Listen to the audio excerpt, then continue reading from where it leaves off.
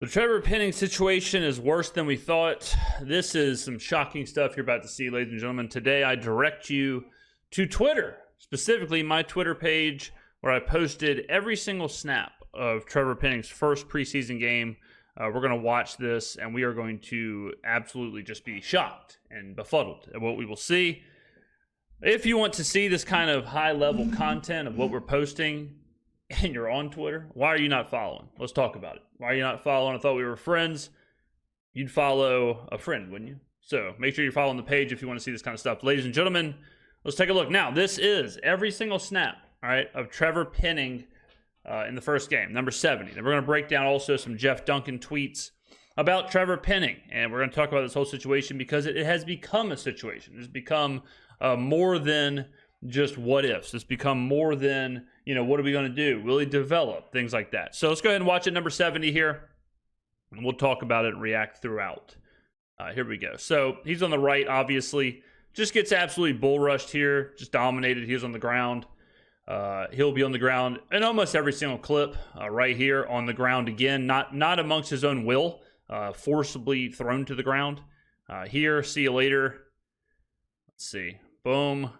Okay. He's existing, I guess. There you go. All right. There. Existing. Good job, Trevor. Well done. Here. Okay. Not great. Just getting manhandled there. Complete. I mean, this one.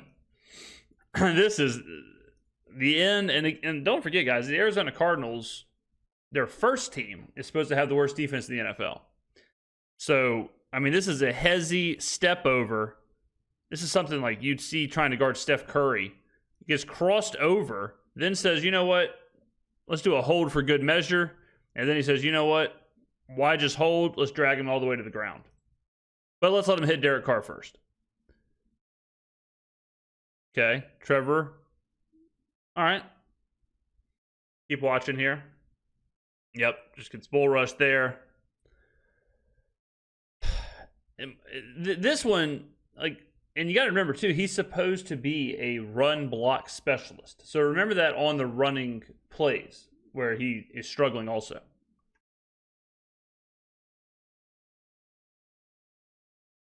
You go, Trevor.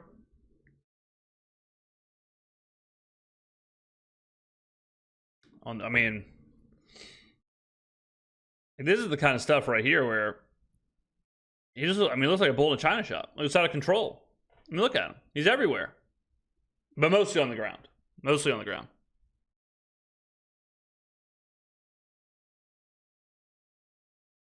So I show you all this, ladies and gentlemen.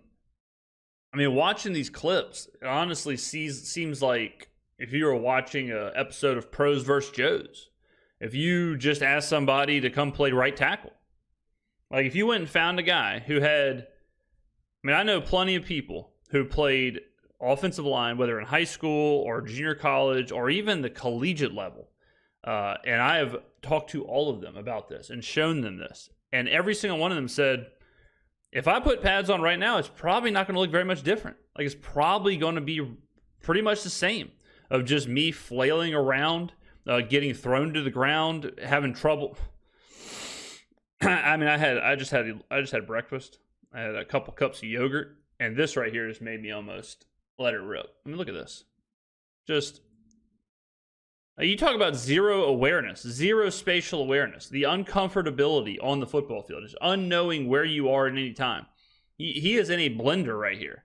Unknown where he is, gets messed up, loses his man, gets involved in another man, as a crazy turn of phrase, and then ends up on his tuchus, just on the ground. And not even really forcible contact, just kind of tripped all over himself, got confused like a turtle falling on the back of his shell. But every single one of the former offensive linemen that I talked to said this is what it would look like. If you ask some guy just with zero prep, zero anything, just come out there and see what happens. So this is probably about it, and I'll let it play again while I talk about this. But this is startling because it's almost so bad, the entirety of the work, that you can't even say, like, oh, is he developing? Oh, is he isn't developing? it seems like he's gone backwards. It seems like he's lost on the football field. It seems like he is very uncomfortable.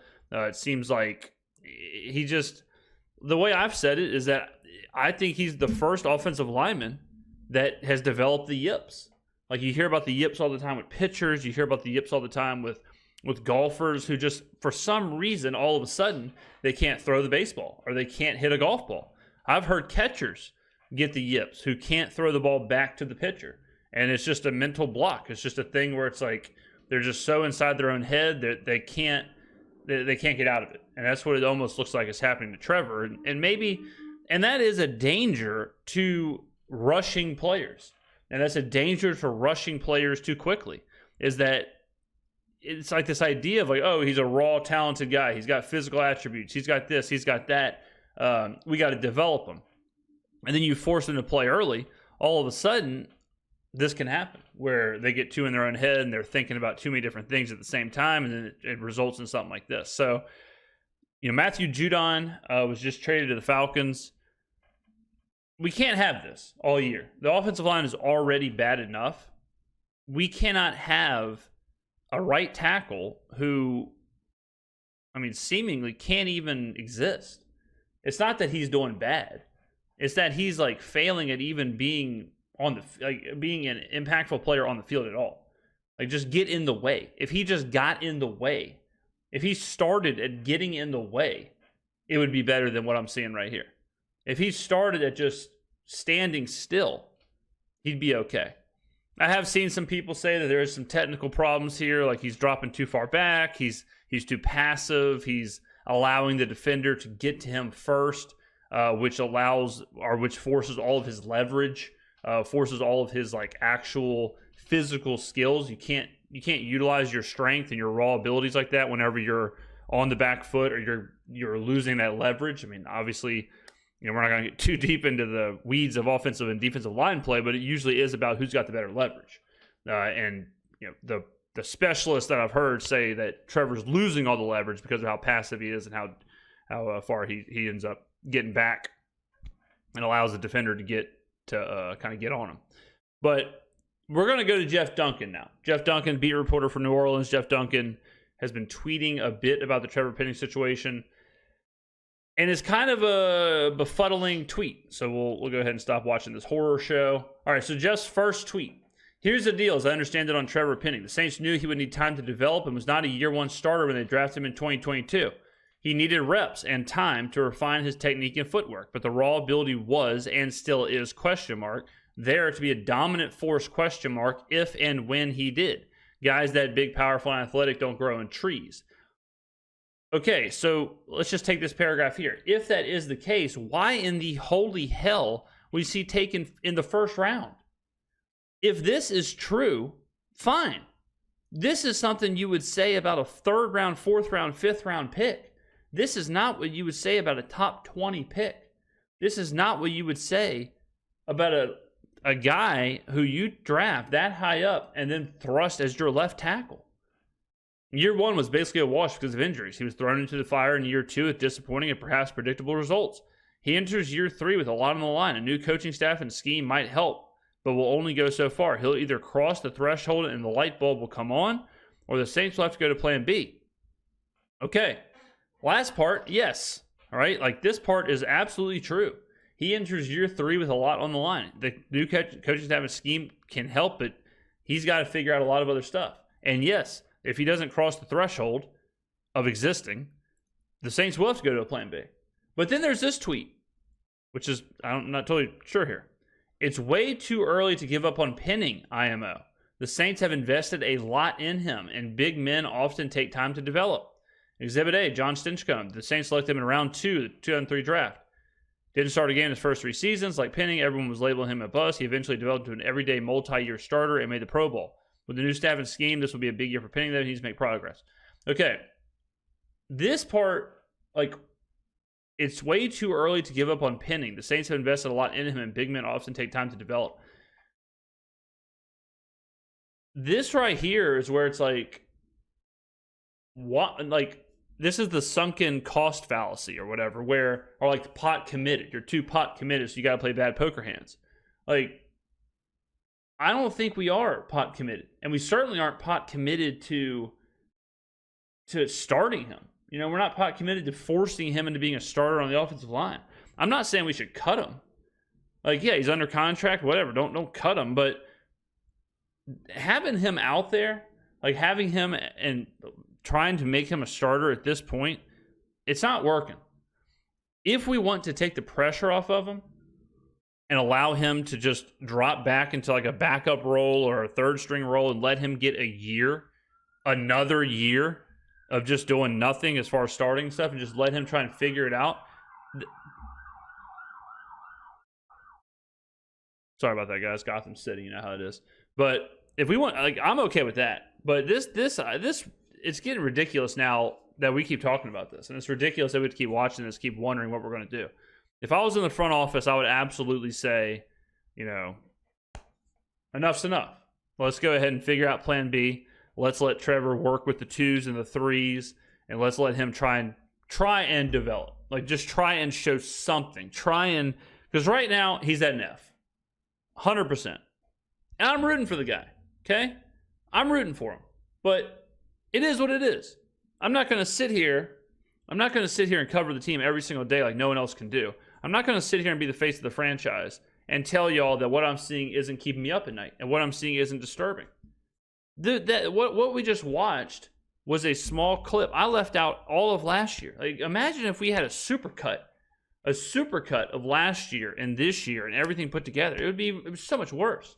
So, you know, I'm rooting for the guy. I wish he would succeed. I would love if he was a cornerstone right tackle and he was an all-pro for 10 years. But God, I mean, I gotta tell you, I gotta give you all the truth. And the truth right now is that it ain't working. So I don't understand the whole idea of, like, the Saints invest a lot in him. Big men often take time to develop. Yeah, okay. That part is true. A lot of players take time to develop, but we're not letting him develop. Obviously, what he's been doing for 2 years isn't working.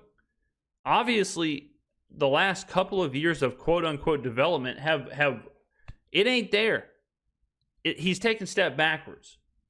If that pregame tape was pre-draft, I don't even think he gets drafted, much less in the top 20 picks. It's crazy. It's a crazy situation right now. So then if you go down here, he looks to be in this head / regressing. The thing with flailing his arms and letting defenders into his chest is relatively new. It seems he's doing it as a panic response at this point in his sets when he's threatened with an outside in. You know, it's being corrected, and yet, basically what I just said. And then Jeff, he's definitely fighting with confidence right now. Okay, well, we're talking about multiple different things here. You know, like, we're talking about multiple different things where, like, he's saying, like, oh, you can't give up on him. It takes time to develop. Big men often take time to develop. But then we're talking about, like, this mental side of things where it's like a yips situation where he's in his own head. He's letting defenders get into his chest, all that stuff that we just read. So if that's true, which it looks like it is, it has nothing to do with big men often taking time to develop and John Stinchcomb. Like all this goes out the window because we're not talking about at this point now, we're not talking about a raw player who is technically developing and learning the game. We're now talking about a player who they're having to completely rebuild psychologically and physically. Because obviously, I mean, you don't end up on the ground this much if you are comfortable physically on the field, right? So it's regressed to the point to where I think this close to the season starting, you got to have a backup plan. And you put Trevor, third team, completely start anew. The problem with that is that if you say, all right, we're going to put him on the practice squad or we're going to do something like that and totally start new, you're going to have to sign him again. You're going to have to give another contract. And do you want to do that? I mean, I don't know the ins and outs of his deal, if there's team options and player options out of his rookie deal and all that stuff. And if you have 2 more years of his rookie deal, but you know, if you say, okay, we're going to stop, we're going to put him on the practice squad, we're going to totally develop this guy, pretend like it's his rookie year, going into year 3, and let's say you do that for 2 years, are you really going to sink 5 years of development into this guy to then possibly get nothing? Or do you just take it, it is what it is, put him on the practice squad, put him on whatever, let him play out his rookie deal, and then cut him? I don't know. I mean, I don't. I mean, what player at any position gets like 5 years, 4 years of just straight up development? Yeah, as physically imposing or as raw and unique of a skill set as he might have, I don't know, but that just seems crazy to me to move heaven and earth to try and get a C grade out of an F career so far. I don't know. I mean, let me know in the comments below what you think. It's one thing, and the reason I'm showing you this is because it's one thing to just say, Trevor was bad, or the offensive line was poor, or Trevor was struggling, or whatever. It's one thing to say all that, and it's one thing to watch this, and it's like, okay, there's a bigger problem, I think, than we even realized. It's a bigger problem than just, he off game, not great, whatever. But when you watch all these clips, it's like, man, I mean, he's almost like a danger to himself out there. I mean, like I said, it honestly looks like if you went and got the guy selling candy pecans in the Superdome and said, hey, brother, put on some pads, put on a helmet, you're playing right tackle today. Bad news, Matthew Judon's across from you. If he saddled up, if he had the cotton candy board, walked out on the 50, put some cleats on, probably be a whole bunch of this, So not good for anybody. Again, we're rooting for him. We're rooting for the Saints. We obviously want Trevor to be good. We obviously want the Saints to be good. It would be beneficial to the Saints if he. It would be beneficial to the Saints if he was good, but at this point right now, I just don't know if that's the case. So let me know, ladies and gentlemen. Let me know what you think, and I will see you in the next video.